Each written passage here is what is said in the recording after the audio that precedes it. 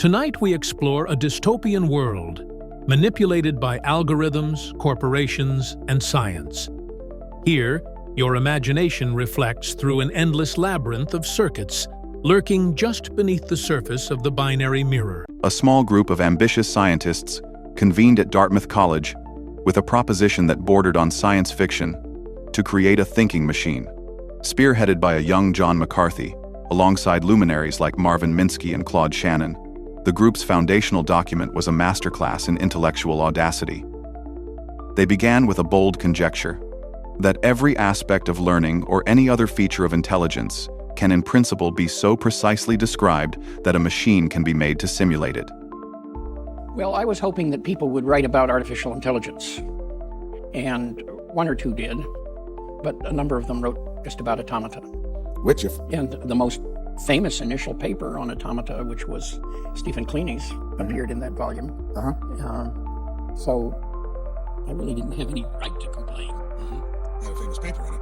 And, but now the phrase artificial intelligence, you had proposed later. What phrase were you using to describe your interest in those days in this field that would become artificial intelligence? I said I didn't have a phrase, but when I wanted to have this Dartmouth summer workshop, the idea was that people would come for the summer and work on artificial intelligence. I had to call it something. So I called it artificial intelligence.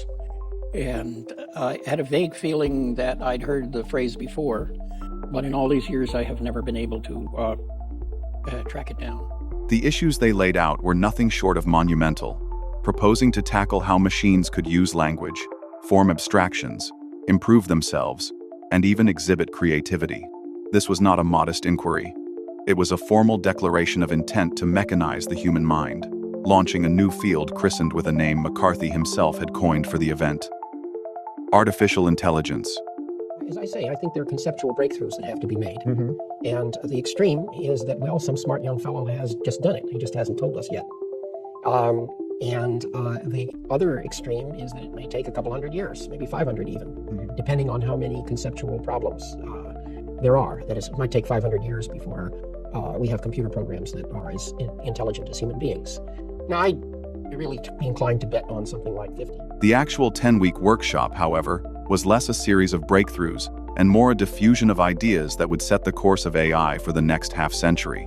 Instead of a unified solution, the attendees splintered, seeding the two great competing dogmas of the field: the immediate, tangible success of Alan Newell and Herbert Simon's logic theorist program, which was demonstrated at the conference, captivated the community, and sent research hurtling down the path of symbolic AI, the belief that intelligence could be achieved by manipulating formal rules and symbols.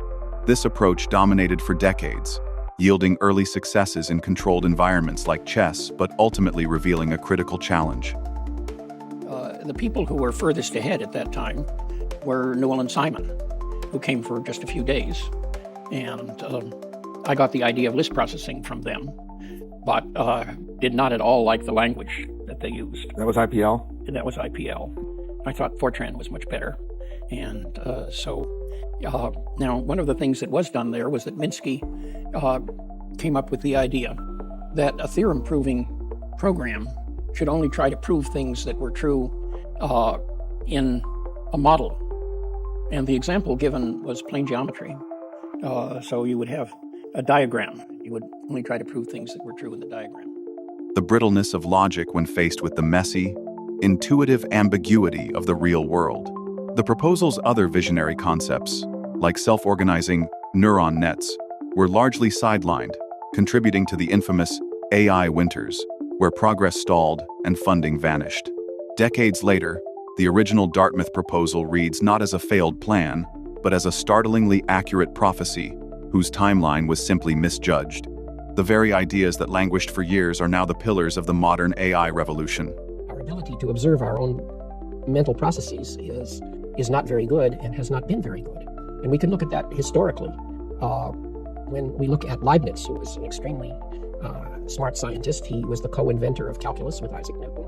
He wanted to make a logical calculus that would permit calculation instead of argument.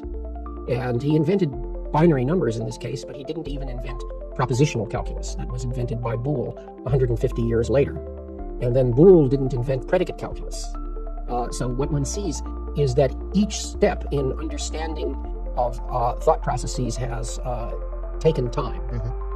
In fact, what you're saying reminds me very much of the story of Socrates, who went around questioning people in all of the different professions in Greece 2,500 years ago, and discovered that while these people were quite competent at what they did, he said, well, they're all ignorant. None of them can tell me how they do what they do, when he questioned them closely. You seem to be engaged in a process very much like, the second step beyond what he was doing. Yes, well, Socrates was, as I understand it, mainly interested in demonstrating people's ignorance. But now we're really trying to say, well, how can we make computers actually carry out these processes? The quiet mention of neuron nets has exploded into the field of deep learning that powers our world, while the quest to make machines improve themselves is the daily reality of machine learning on a planetary scale. The ultimate challenge, however, has proven to be a subtle twist on the original. The Dartmouth pioneers fundamentally underestimated the raw, brute force requirements of data and computation needed to breathe life into their theories. Today's AI does not operate on elegant, handcrafted rules of logic, but learns statistical patterns from trillions of data points, a different method, but one that finally addresses the very same profound questions about language, creativity, and learning first posed in that quiet New Hampshire summer. Of this thing called artificial intelligence, we started to try to make programs that would do very advanced things. Maybe that was a mistake. One of the first programs that I was involved with, a program that would prove theorems in Euclidean geometry. It just crossed my mind. I'm curious how many children learn Euclidean geometry anymore. So people started to use computers for other specialized problems, and by 1980, we had tens of thousands of programs, each of which was quite good at doing some very special thing. But there was no program that could do the kinds of things that you'd expect your 5-year-old to do. In fact, 5-year-olds can beat you in an argument if you're wrong enough and the kid is right enough. We've regressed from calculus and geometry and high school algebra and so forth, and we're trying to get people to work on common sense problems like the sort that every 4 or 5-year-old can do.